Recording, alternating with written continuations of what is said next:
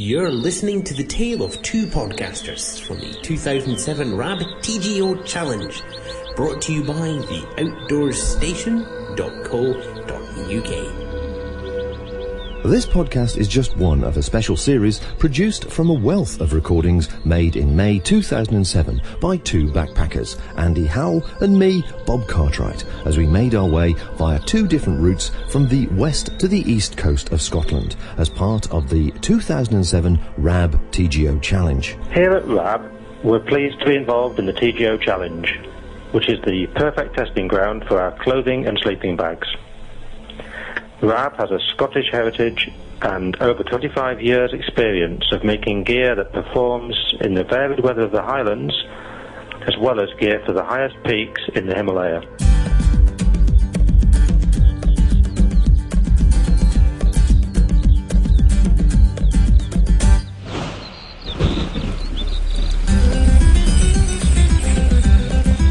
Co-sponsors TGO, the Great Outdoors magazine, have been behind this May event since its inception in 1980. The framework and principle is totally unique. It isn't a race or a competition of any kind. The objective is to foster good fellowship amongst walkers within the framework of a challenging 200-mile expedition. The start consists of a series of sign-out locations on the west coast, from Torridon in the north down to Ardrishaig in the south.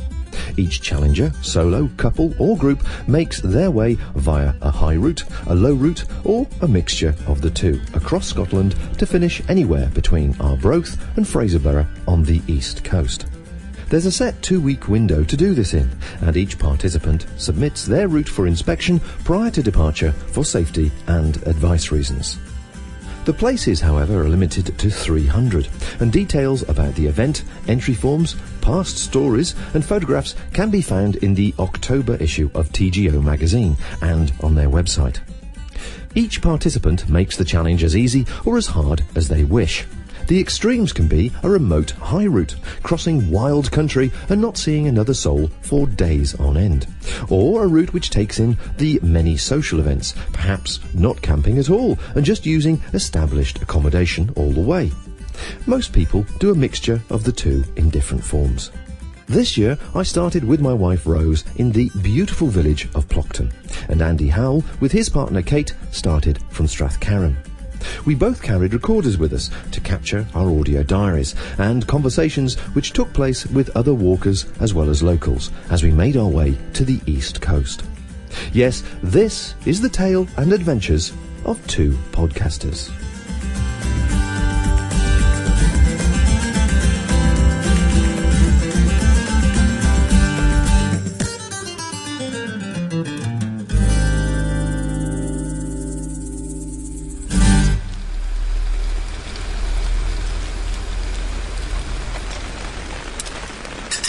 Well, it's Saturday morning, and I've just made myself a cup of tea at 6:30. And as you can see, or as you can hear rather, the weather hasn't let up in the slightest all night long. So it's been a bit blustery and wet. Everything is soaking wet outside anyway. But inside here, inside my little hut, thankfully I bolted it to the ground last night, made sure the pegs are well and truly in, and it's as dry as anything. A nice little shelter actually. Thankfully with plenty of space as well, which is good. Made myself a brew, and I'm just rifling through my brick of food to see if there's anything I can eat to lighten the load. I've just found a chocolate bar, so that'll do for a bit of breakfast. The guy wants to make a move around 8 o'clock. But I have a feeling if we're all awake fairly soon, we'll get going as soon as we can. It's just going to be very unpleasant walking if it's like this all the time. So, yeah, today's heading into the flesh pot of Braemar to do what we do best, which will probably be to dry out actually. If it's like this all the way, we might even end up in the bunkhouse. Or the youth hostel, I guess. I don't know, we'll have to see. But anyway, I had a very good night's sleep, surprisingly, even though it was pouring with rain. I was inside my little rad bag, inside my bivvy bag, which is obviously added to a layer of insulation. And once I'd snuggled down inside here, there was very little going to move me. And thankfully it didn't. Apart from the actual sound of the rain and the weather waking me up, I was slept like a log, so that was good. Anyway, we'll see how the morning progresses, and no doubt switch back on a bit later on. If there's any chance of doing an interview while we're going along, the weather improves, I'll do so. But otherwise, I expect the next report will be from Braemar.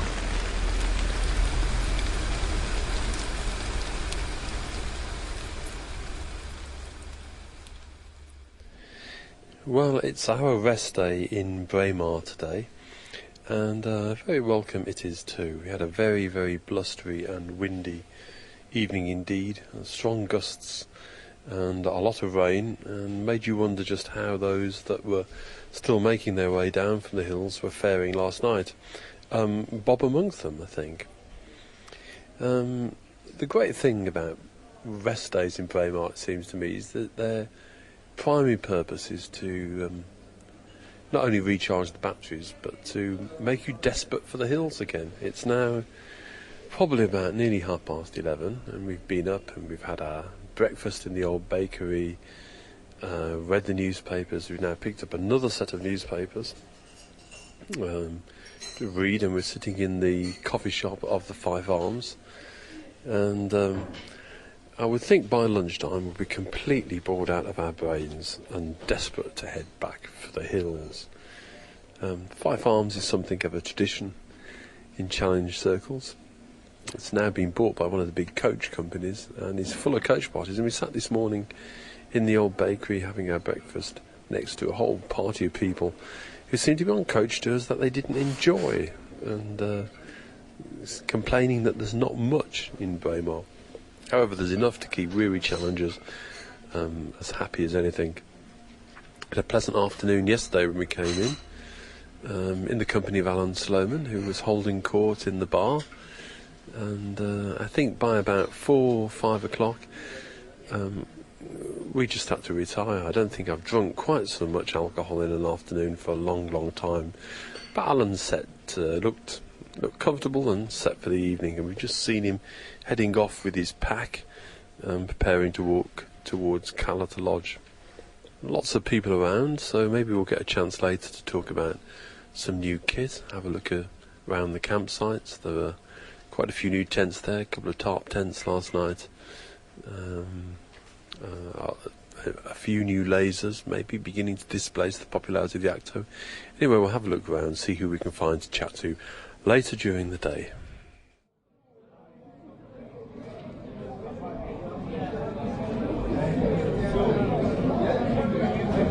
Yes, it was a stormy night.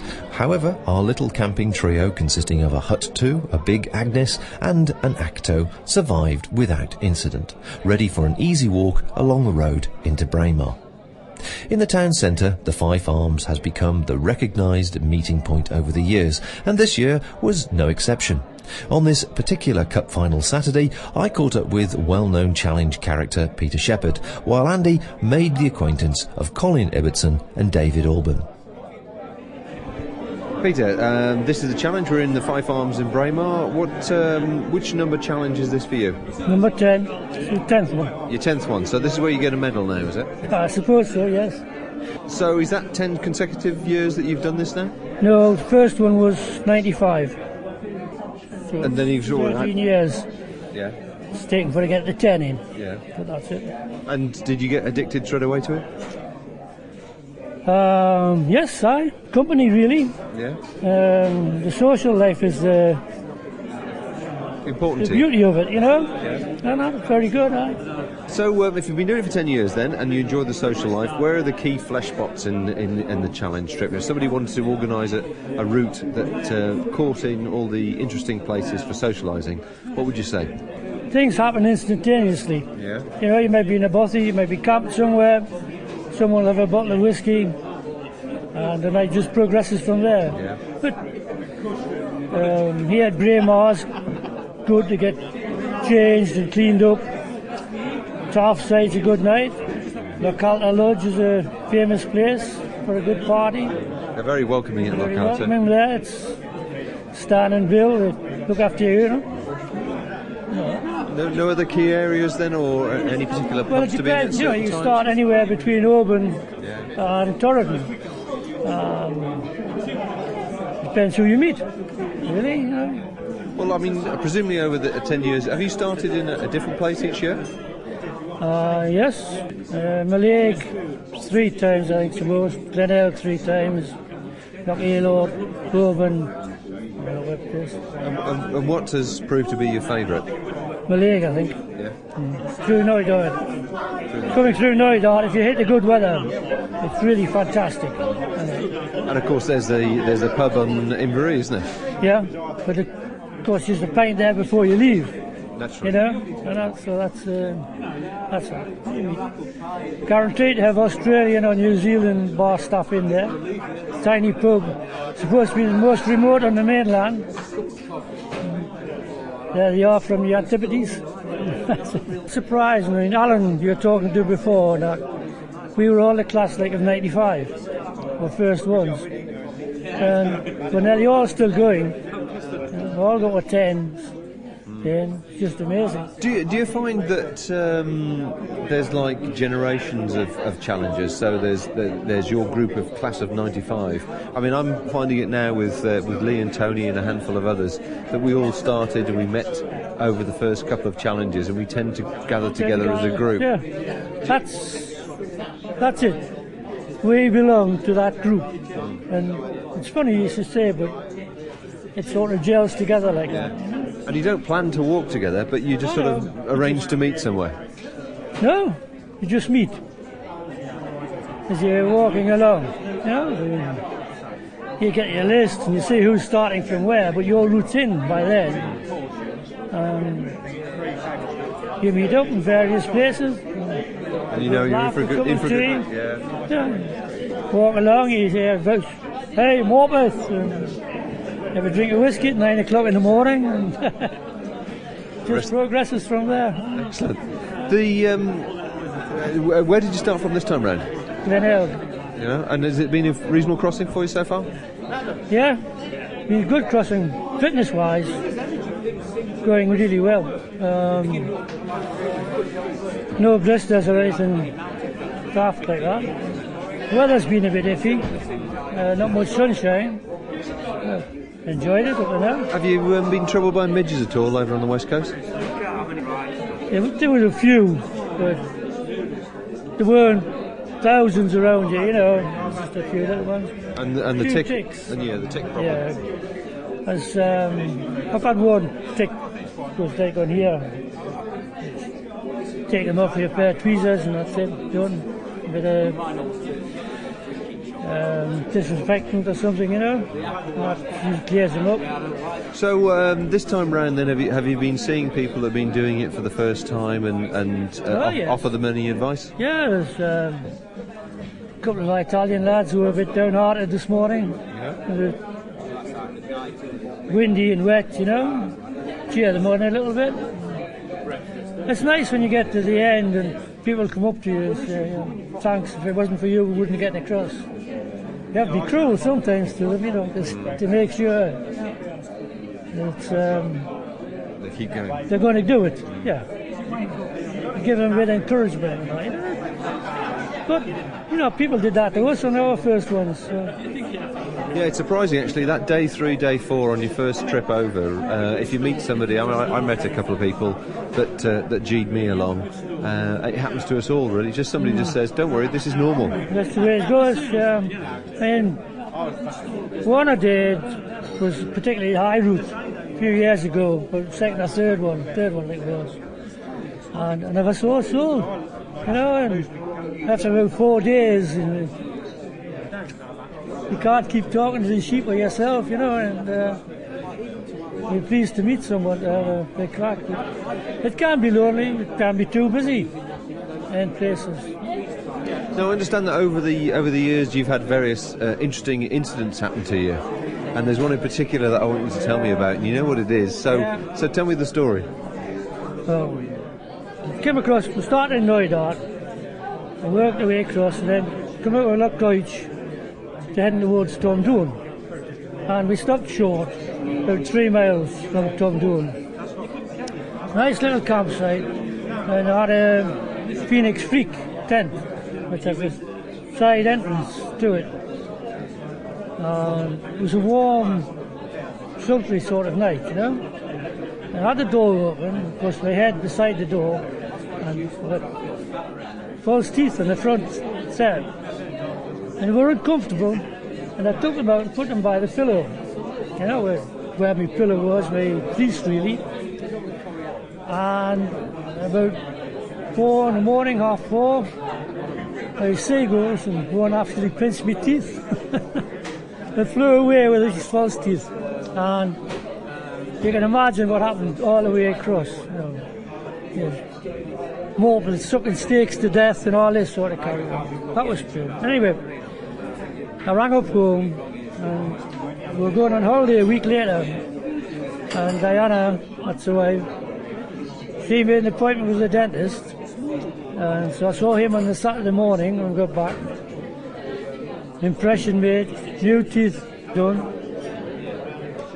Sent a claim in to the insurance company, and I had the cheque back in 2 days from the insurance company to pay for it, so that must have been their makings of that thing. But there was a lad from Canada, a couple of years later, he came across asking about it for a climbing magazine across there, so that's my claim to fame. It's amazing, really, you know. How do you explain to people? Bloody seagull pinch your teeth. It's not exactly a normal tick box on an insurance form, is it? No, I'm sure that's really, you couldn't make it up. And this time round, then, are you enjoying what Scotland's got to offer? Yes, you always do. It's amazing, you switch off from normal life completely. The only thing that's important to you is water, cup of tea, and friends. And friends. Yeah.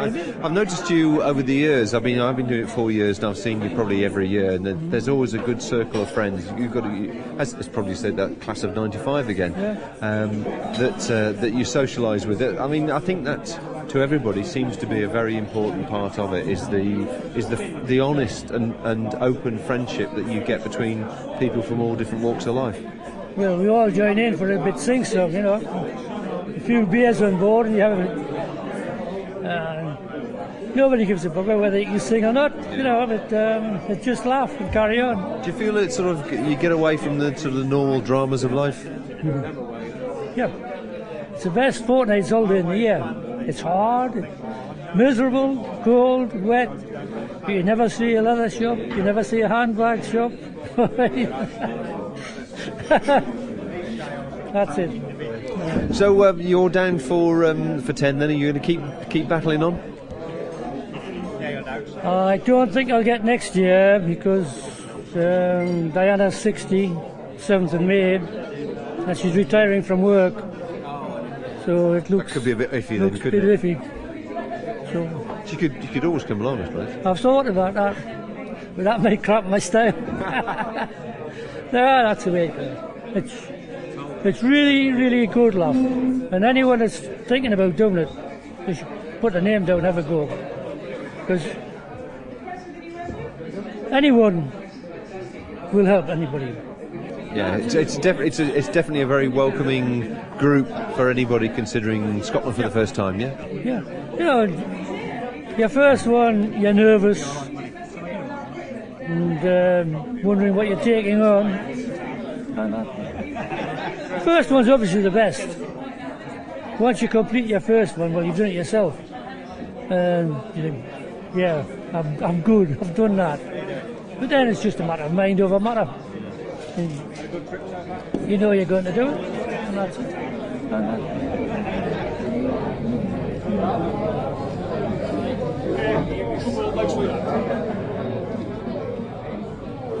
One challenger I've been looking forward to meeting ever since we started is Colin Ibbotson, who's with me now, because Colin has really decided to make the break from lightweight into a kind of super lightweight techniques and has started them on the challenge. Colin, you've used 2 lightweight pieces of gear. Let's talk about the Bush Buddy stove first of all. Now, can you just explain to people what is the Bush Buddy? Okay, the Bush Buddy is a wood-burning stove, so you don't actually need to carry any fuel for it. You just find your fuel when you get to your camping location. Now, we both bought ours at about the same time, and I have to confess I wondered about taking mine on the challenge. Maybe if I'd been doing a solo crossing I would have done, but in the end I left it at home. But you've taken yours with you and you've used it every evening. I have, yeah. It's after speaking to you on your blog, I sort of had no choice but to take my Bush Buddy, as I said I would, and I have, and so far no problems. Now, we should explain to people that the Bush Buddy stove weighs about 125 kilograms. It's a fantastic piece of design. And of course, that may seem a little bit heavy compared to an ultralight meth stove, but you don't have to take any fuel with you. But the thing that worried me a bit really was whether you'd find enough fuel in the northwest, on the higher sections. But you've had no problems. So far, no. I mean, I had a good look at the map first and made sure that where I was planning on camping, there was a good chance that there would be wood available. On the only time I had a problem was going through the monoliths when, according to the map, there would be nothing there. But actually, only on one night did I find there was no fuel. On the other one, there was actually bushes and trees there, so there was absolutely no problem.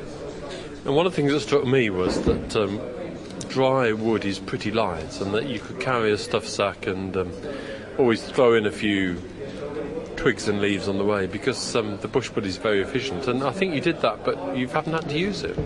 No, I didn't actually see a need to carry a stuff sack for it. Maybe it would have been helpful. I just put it all in a little plastic bag, and that was me. So.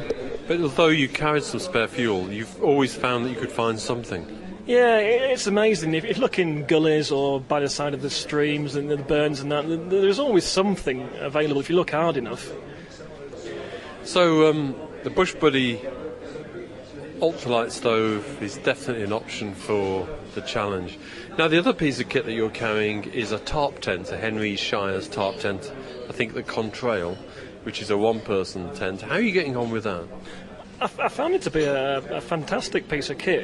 It's probably the only tarp tent that is suitable for Scotland, in that you can really strap the thing down when it gets windy. It doesn't move like most of the tarp tents are designed to ventilate rather than be stable shelters.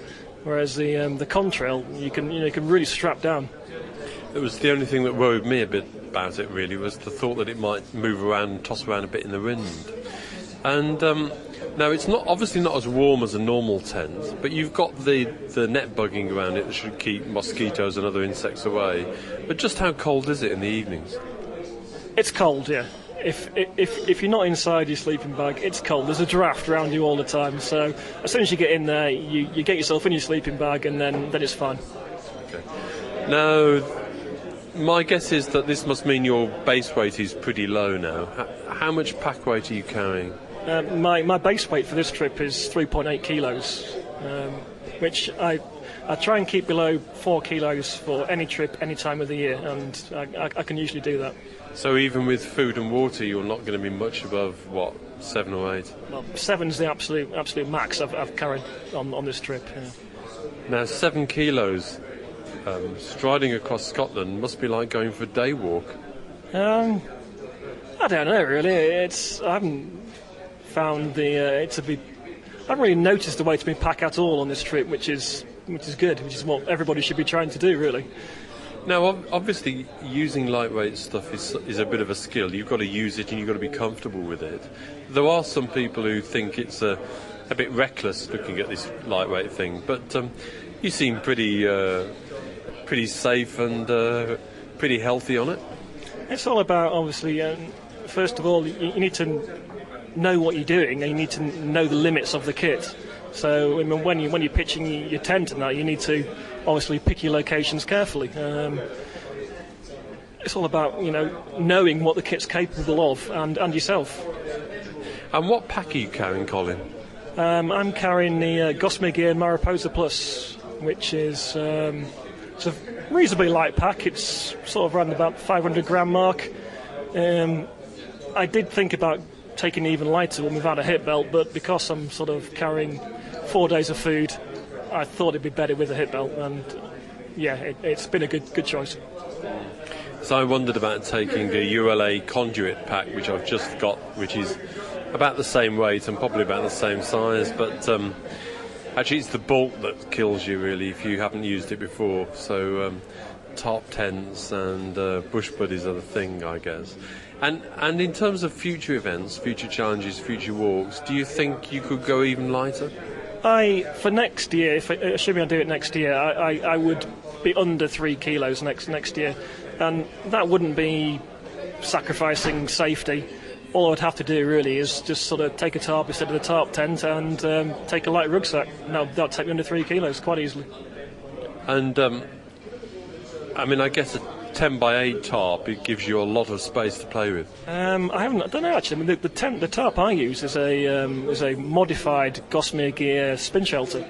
I've removed the front doors off that, and that thing only weighs like just over 200 grams. It's amazingly light, and it's roomy enough for me anyway. Now I'm 6'2", so it keeps me sheltered. And in that tarp, I mean, what do you take a ground sheet or do you use a bivvy bag? During the summer months, I use just a plastic ground sheet. In the winter, I'll take a bivvy bag, but it's not a waterproof bivvy bag. It's got a Pertex upper and a steel nylon bottom. Yeah. And is that an American piece of kit? It is. It's made by a company called Equinox. It's available in the UK through Winwood Outdoor in Keswick, and it works fine. Yeah. Well, we look forward to hearing more about Colin and his ultralight experiments over the coming months. But Colin, thanks a lot. Thank you. I've got David Albon with me here, who now there are many tall claims I've heard on this challenge, but David claims to have saved the life of a sheep. David. That's right. This was on last Sunday, heading up from Acalada Lodge on my way to Gorton Bothy. About 3 in the afternoon. There's this low pasture, there's all these ewes with their lambs, and everything's going fine. And then I see this really odd sight. There's this one sheep lying on its back with its legs in the air and its lamb feeding. And I thought, that looks really funny, I'll take a photo. So took a photo, got a little closer, the lamb ran away, and I realised the sheep wasn't moving. It had tipped over and it couldn't move, it was stuck on its back. So I went up to it and it started to panic even more, legs going like crazy. I said, it's okay, I'm here to help, I'm on the challenge. And just grabbed 2 great big handfuls. Now, Alan Sloman has this theory that if you approach a sheep with open hands and it can see you've got nothing dangerous in them, the sheep like you. Did you get a feeling of that when you were trying to rescue it? Well, as I say, the closer I got, the more panicky it got. But in the end, I just figured if I can get it back up, it might be okay. So I grabbed 2 great big handfuls of wool, gave it a bit of a tug to get it back up, and it sort of scrabbled a bit, got its feet on the ground, seemed steady enough, so off it trotted. Happy as can be. Looked back at me with a kind of a nod and a thank you. Well, I think it's a very noble thing. Very noble animal, sheep. Yeah. So how's the challenge in general going? Pretty good. Last couple of days have been a bit wet, but doing okay, yeah. And where did you start? I started at Albon this year. I was on the reserve list. I didn't get on until mid-March, so figured I'd start from probably the easiest point of departure. Well, that's not too bad. I mean, you read of people who suddenly hear they've got a place with 2 or 3 days to spare, yeah. which always amazes me. Well, that's what I thought. I figure if I do get on with just a few days to spare, Albon's really easy to get to from Glasgow Queen Street, so I just planned my route anyway. I figured if I couldn't use it for this year, I could use it for another year. So from Albon, how did you get to Braemar? Basically, just a lovely walk through Glen Lowland to Tainault, then a fabulous walk up Loch Etive, just fabulous long views all the way down Loch Etive, till you get to the start of Glen Kinglas, and then up Glen Kinglas, which is just beautiful, lots of trees on its lower sides, and then you end up going over a big Bialacan down to Forest Lodge on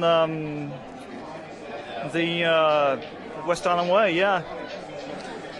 And how's the gear going? Tell us about the gear you're using. Yeah, well, I've got a ULA P2, which is the pack I've used on my last 3 challenges, and it's good, it's solid.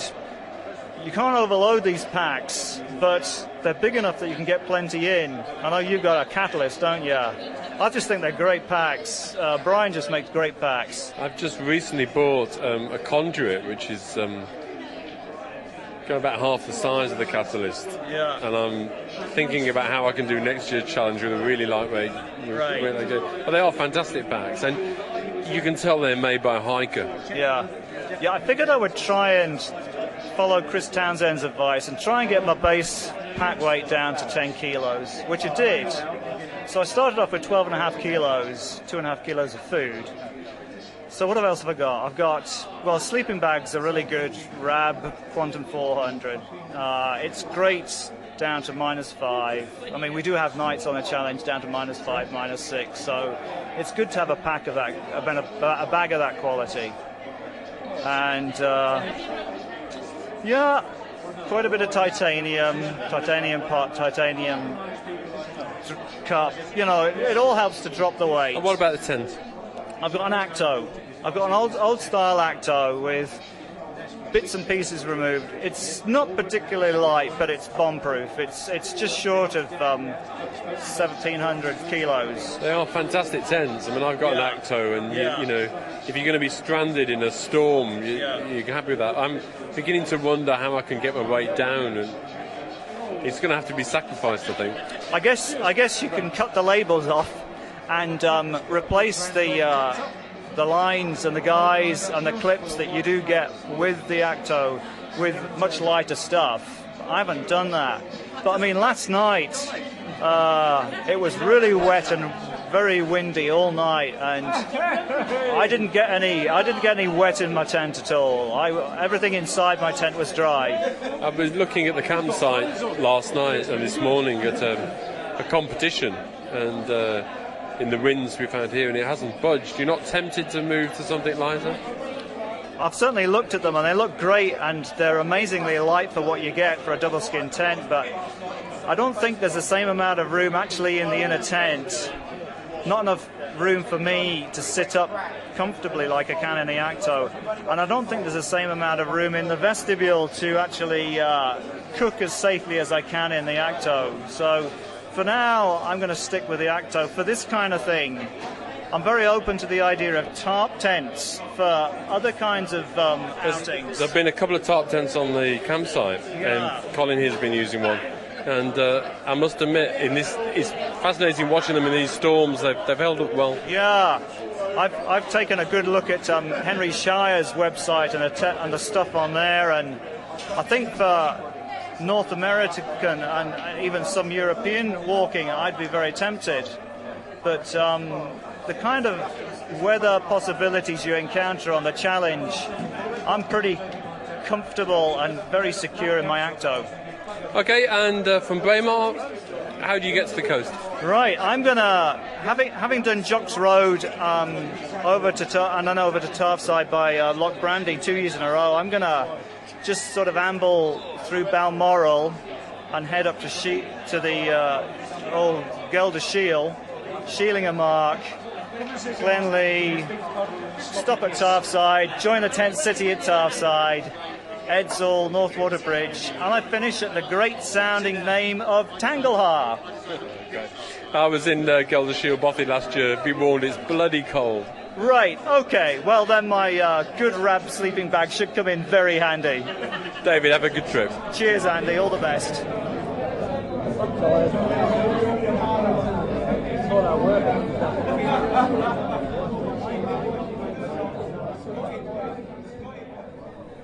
After a early start this morning, we walked our way into Braemar, and the weather conditions pretty well stayed the same. Fairly high wind and plenty of rain. We stopped at the youth hostel at Inverie and were very kindly invited in by Peter, the warden there, for a cup of tea, which was a good, enjoyable rest for half an hour, and chewing the fat and talking with a couple of other challengers that were there, before we then continued our way into Braemar. And we got in after a good, fairly powerful walk down the road at around 1:32 o'clock, and we went straight to the Fife Arms, didn't pass go and didn't collect £200. As is the way with the tradition of the challengers, it's usually a couple of pints at the Fife Arms before heading out to the fish and chip shop for a jumbo fish and chips, which we all readily consumed very, very easily, before making our way up to the campsite this time. I've been to Braemar 3 times, and I've stayed in the youth hostel, which was very nice, very straightforward, but obviously sort of bunk bed arrangements. And then the bunkhouse, which is just up the road from the youth hostel, and opposite the youth hostel is the Caravan and Camping Club campsite, which is where we're now camped. And the 3 of us have pitched up this afternoon and have just scrubbed up in a fabulous warm shower, which was worth every penny of the £6.10 camping fee, as is this year. So I'm just lying here now, assessing the damage and cleaning up and doing the usual ablutions, sorting the gear out, and perhaps having a doze before this evening's social festivities down at the Fife Arms. But certainly many challenges in town, seen them dotted around different coffee shops and hostelries on the way in, but the Fife Arms will be no doubt be where everybody gathers tonight for a social get-together. The weather forecast, sadly, in both places, both in Inverie Youth Hostel and in Braemar, is pretty poor for the next few days. Continuation of high winds and plenty of rain, but we're used to that now and we can cope with it. And my little tarp tent, my little hut, is nicely pinned down, and the wind isn't really affecting it very much, and I've got plenty of space in here. I slept really well last night, and I'm hoping to do the same this evening. Everybody else is sorted and now sorted themselves out, so I'm sure I'll bump into them a bit later on.